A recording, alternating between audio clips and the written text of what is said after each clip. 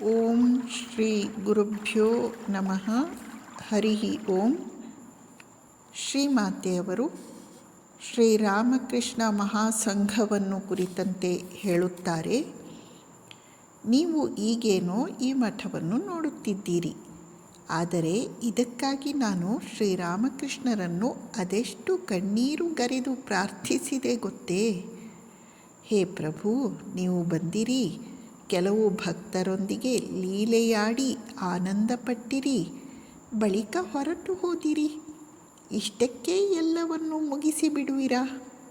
ಇಷ್ಟೇ ಆದರೆ ಈ ದುಃಖಪೂರ್ಣ ಜಗತ್ತಿಗೆ ನೀವು ಅವತರಿಸಿ ಬಂದದ್ದಾದರೂ ಏಕೆ? ನಾನು ಕಾಶಿ, ವೃಂದಾವನಗಳಲ್ಲಿ ಹಲವಾರು ಸಾಧು ಸನ್ಯಾಸಿಗಳನ್ನು ನೋಡಿದ್ದೇನೆ. ಅವರು ಭಿಕ್ಷೆ ಬೇಡಿಕೊಂಡು ಆಶ್ರಯಕ್ಕಾಗಿ ಈ ಮರದ ನೆರಳಿನಿಂದ ಆ ಮರದ ನೆರಳಿಗೆ ಹೋಗುತ್ತಿರುತ್ತಾರೆ. ಈ ಬಗೆಯ ಸಾಧುಗಳು ಬಹಳಷ್ಟಿದ್ದಾರೆ. ಆದರೆ ನಿಮ್ಮ ಹೆಸರಿನಲ್ಲಿ ಮನೆ ಬಿಟ್ಟು ಬಂದ ನನ್ನ ಮಕ್ಕಳು ಒಂದು ತುತ್ತು ಅನ್ನಕ್ಕಾಗಿ ಭಿಕ್ಷೆ ಬೇಡುವುದನ್ನು ನಾನು ಸಹಿಸಲಾರೆ. ನಿಮ್ಮನ್ನು ಕೈ ಮುಗಿದು ಬೇಡಿಕೊಳ್ಳುತ್ತೇನೆ, ನಿಮ್ಮ ಹೆಸರಿನಲ್ಲಿ ತ್ಯಾಗ ಮಾಡಿ ಬಂದವರಿಗೆ ಜೀವನಕ್ಕೆ ಏನೂ ಕೊರತೆಯಾಗಬಾರದು. ಅವರೆಲ್ಲರೂ ನಿಮ್ಮ ಆದರ್ಶವನ್ನು ಅನುಷ್ಠಾನ ಮಾಡಿಕೊಂಡು ಒಟ್ಟಿಗೆ ಇರುವಂತೆ ಆಗಬೇಕು.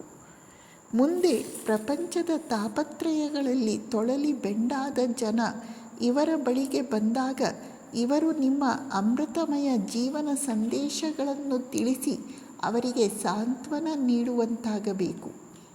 ಈ ಉದ್ದೇಶಕ್ಕಾಗಿಯೇ ಬಂದವರಲ್ಲವೇ ನೀವು? ಆದರೆ ನನ್ನ ಮಕ್ಕಳು ಹೀಗೆ ಊರಿಂದೂರಿಗೆ ಅಲೆಯುತ್ತಿರುವುದನ್ನು ಕಂಡು ನನ್ನ ಹೃದಯ ಹಿಂಡುತ್ತಿದೆ. ಹೀಗೆ ನಾನು ಪ್ರಾರ್ಥಿಸಿಕೊಂಡೆ. ಆಮೇಲೆಯೇ ನರೇಂದ್ರ ಈ ಮಠವನ್ನೆಲ್ಲ ಕಟ್ಟಿದ್ದು. ಶ್ರೀಮಾತೆಯವರು ಎಷ್ಟು ಹೃತ್ಪೂರ್ವಕವಾಗಿ ಹೃದಯಾಂತರಾಳದಿಂದ ರಾಮಕೃಷ್ಣ ಮಠ ಸಂಸ್ಥಾಪನೆಗಾಗಿ ಶ್ರೀರಾಮಕೃಷ್ಣರ ಬಳಿ ಪ್ರಾರ್ಥನೆ ಸಲ್ಲಿಸುತ್ತಿದ್ದಾರೆ. ಈ ಪ್ರಾರ್ಥನೆಯಲ್ಲಿ ಸಂಘ ಜೀವನದ ಮಹತ್ವವನ್ನು ಅವರು ತಿಳಿಯಪಡಿಸಿದ್ದಾರೆ.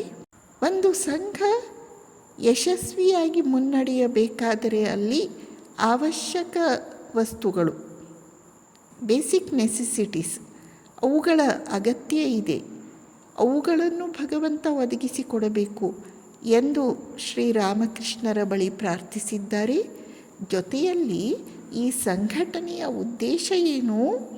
ಪ್ರಪಂಚದ ತಾಪತ್ರಯಗಳಲ್ಲಿ ತೊಳಲಿ ಬೆಂಡಾದ ಜನ ಈ ಸಾಧು ಸಂತರ ಬಳಿ ಬಂದು ಶ್ರೀರಾಮಕೃಷ್ಣರ ಅಮೃತಮಯ ಜೀವನ ಸಂದೇಶಗಳನ್ನು ತಿಳಿದುಕೊಂಡು ಉದ್ಧಾರವಾಗಬೇಕು